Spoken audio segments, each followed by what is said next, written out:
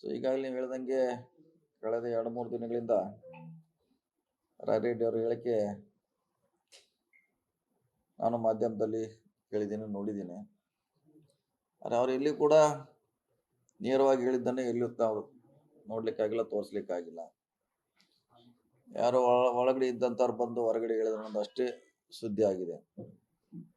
ಮತ್ತು ಅವರು ಜನರಲ್ ಆಗಿ ಅಸೆಸ್ ಮಾಡಿರ್ಬೋದು ಅಷ್ಟೇ, ಇಡೀ ಜಗತ್ತಿಂದು, ದೇಶದ್ದು, ರಾಜ್ಯದ್ದು.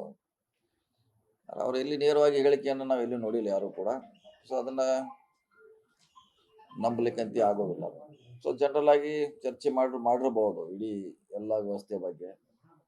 ಹೀಗಾಗಿ ಅದಕ್ಕೆ ಹೆಚ್ಚು ಇನ್ನು ಹೇಳಿದ್ರೆ ಮಾತು ಬೇರೆ. ಅವರು ಅಥವಾ ಎಲ್ಲೂ ಕೂಡ ದಾಖಲೆಗಳಿಲ್ಲ, ಅಥವಾ ಯಾವುದೇ ವಿಡಿಯೋ ಇಲ್ಲ, ಅಥವಾ ಯಾವುದೇ ಪತ್ರಕರ್ತರ ಮುಂದೆ ಹೇಳಿದ್ದಿಲ್ಲ. ಇಲ್ಲ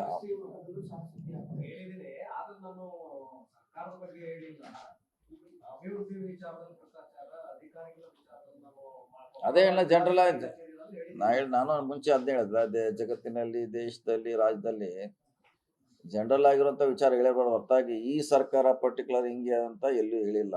ಸೊ ಹೀಗಾಗಿ ಅದನ್ನ ಚರ್ಚೆ ಮಾಡೋದು ಅವಶ್ಯಕತೆನೇ ಇಲ್ಲ.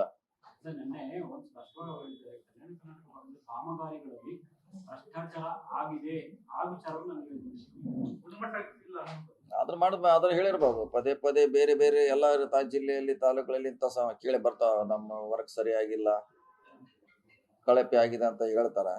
ಸೊ ಅದನ್ನ ಎನ್ಕ್ವೈರಿ ಮಾಡ್ಲಿಕ್ಕೆ ಅವರು ಕೂಡ ಸದಸ್ಯರು, ಕರ್ನಾಟಕ KKDB ಏನಿದೆಲ್ಲ ಅದು ಅದ್ರದ್ದು ಅವ್ರು ಸದಸ್ಯರಿದಾರ. ಅಲ್ಲಿ ಏನು ಕಳಪೆ ಆಗಿರೋ ಅವ್ರು ಅಲ್ಲಿ ಅದನ್ನ ಪ್ರಸ್ತಾಪ ಮಾಡ್ಬೇಕಾಗ್ತದೆ. ಅದು ಪ್ರಶ್ನೆ ಇಲ್ಲ, ಅದು ಹೇಳಿದಾರಲ್ಲ, ಅದು ಎಲ್ಲಿ ಇದ್ದೇ ಇದೆ ಅಂತ ಹೇಳಿದಾರಲ್ಲ, ಇಲ್ಲ ಅಂತ ಎಲ್ಲಿ ಯಾರು ಹೇಳಿದ್ದಾರೆ? ಅದನ್ನ ನಿಯಂತ್ರಣ ಮಾಡ್ಲಿಕ್ಕೆ ಅಥವಾ ಅದನ್ನ ಕಡಿವಾಣ ಹಾಕಲಿಕ್ಕೆ ಪ್ರಯತ್ನ ಮಾಡ್ಬೇಕು ಅಷ್ಟೇ.